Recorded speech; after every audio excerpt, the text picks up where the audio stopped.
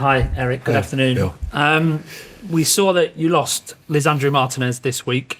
How big a blow is that? And is anyone else close to a return this week? Perhaps Mason Mount, Aaron Wan-Bissaka? It's setback, of course. Licha just returning. You see his contribution to the team when he's playing. So he brings, apart from his technical skills, also mentality in the team.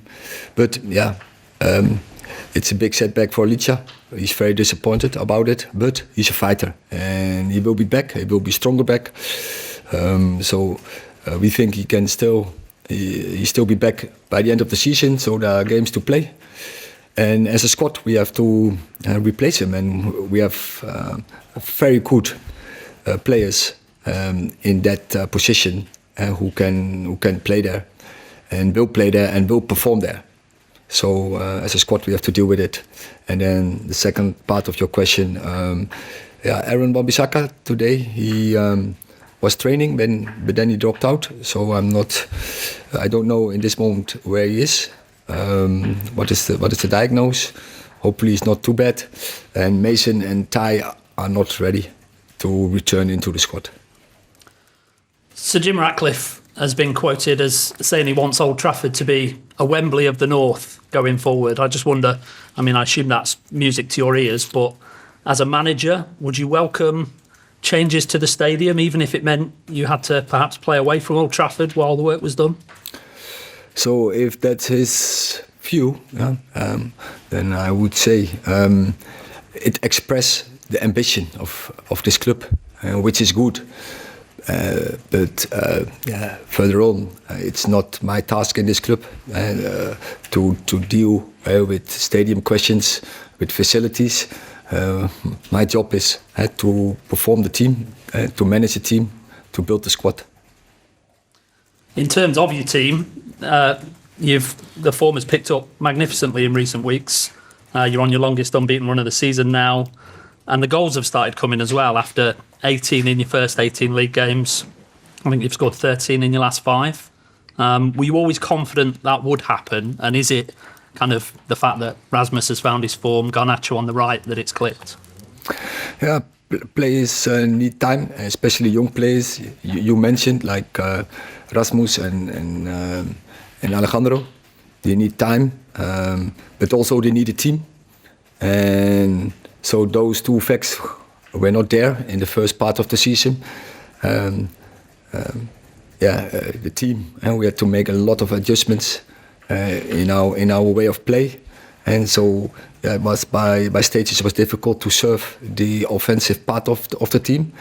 And when that happens, then also it can go really quickly, and that players going to develop and to progress. That is what we have seen. But I was from the start. I was confident that they have the potential to do this. What they are now doing, and now it's about keep moving, keep going, be hungry. Melissa. Erik, you've spoken about consistency a lot and balance, and Lisandro was a player that offered both. Without him, you do have options to change it. Will we see Luke Shaw shift centrally, or do you expect Victor Lindelof to come in there? We have options how to deal with that position. We have a good centre halves in our squad, and so the others are all available.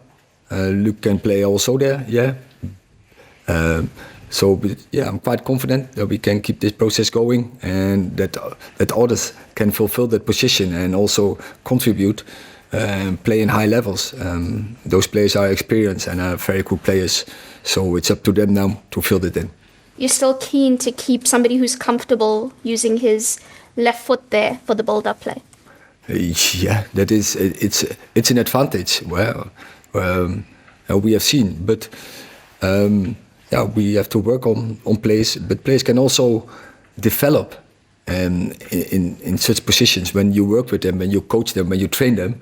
And I see our players in the backline making better decisions.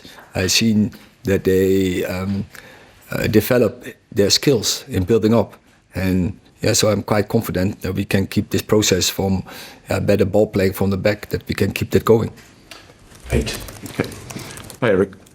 We saw Villa play with a full first team last night and lose. Now, with your desire to get in the Champions League for next season, does this now become a must-win game for yourselves to dislodge them and raise yourself? I've said to the team from the start of January, every game is now a final. So that was also our approach when we to West Ham United. We were one point behind them. This is a final. We have to take this challenge.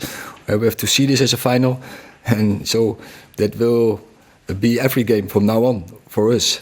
So yeah, we are already in that mood. Eleanor. Just on Villa, Unai Emery's obviously had a lot of praise for what he's done this season. What do you think he's kind of done particularly well to bring Villa on in the way that we've seen? It's very good how we develop this team, and it's very clear how they want to play in and out of possession. And I think the players know exact what they have to do, their jobs, and how it has to cooperate with each other. So they are a really team. They have absolutely weapons in their team. Yeah, so we have to play our maximum levels to get the right result. Samuel. Hi. You spoke about the senior centre halves, so you have got available on Sunday. Johnny Evans and Raphael Varane are out of contract in the summer. Do you want to keep them next season? We haven't made the decision yet. Neil. Erik, I saw that great picture of the 3 young players sitting on the advertising hoarding after the goal. How would you describe the relationship they have on and off the pitch, and has their sort of have they brought a sort of excitement to the squad, do you think? Yeah, I think they enjoy to play together. There's adventure. They are a danger. They want to do it together. They want also to pass the ball to each other. That everyone can play to their qualities, and also that everyone can score goals. And yeah, it's great if they want to do it together, because I think that's the key. Then we can have a lot of pleasure from this. And yeah, they are young players, and I've said it before. I think the future for Manchester United is quite bright, with such much talent on board, but to develop the talent, because there's a lot of space for improvement, and that's necessary if you want to go to top levels. And this club wants to achieve a lot. This club wants to win trophies, so very ambitious. So then they have to step up. They have to bring higher levels. They have to bring consistency in their game, but also against the best opposition, they have to express the same threat and the same, especially. It's all about that and product. Jamie. Hi, Erik. Just going back to Lisandro Martinez, you've had some serious bad luck with injuries this season. Now, he came off initially in the incident, then he went back on. What was the thinking there? That maybe made it worse? Did it aggravate it? The fact that he went back on and tried to play on, might he be out sort of for less time if he hadn't done that? I don't think so. But Lisandro was his decision, and he was comfortable to be back on the pitch. But after he tried, and then I think he stopped almost in the next attack. Is it almost impossible then to diagnose that at the time, when he initially comes off? It's not possible. Yes, you. In some situations, it's clear and obvious, but so there's always a grey area, and it's very difficult already to see when you are on the sideline. So what happened there? And of course we have the screens. We seen it as well, and of course our medicals are over there, and they communicating with the player. But to assess in 1-2 minutes is impossible. The more I always tell you after a game, I can't tell you because you need 24 hours minimum, and maybe sometimes even longer. So how can you do this in 2 minutes?